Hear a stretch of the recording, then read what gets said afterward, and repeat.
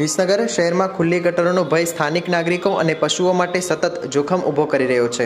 શુક્રવારે તારીખ 11/7/2025ના રોજ વહેલી સવારે રામાપીર મંદિર સામે કચરાના ઢગલા નજીક ખુલ્લી ગટરમાં એક નંદી મહારાજ ફસાઈ જવાની ઘટના બની, પરંતુ હસતું મોકળું જીવદયા ગ્રુપના સભ્યોની ત્વરત અને માનવતાભરી કામગીરીને કારણે તેનો જીવ બચી ગયો।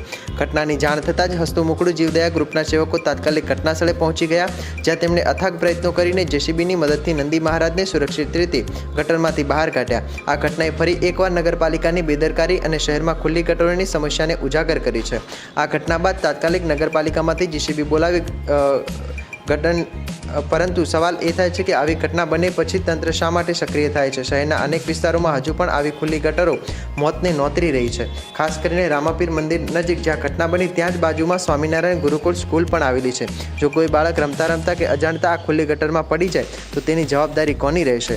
તેને લઈ હસતું મોકળું જીવદયા ગ્રુપના સભ્યોએ પણ આક્રોશ વ્યક્ત કર્યો છે।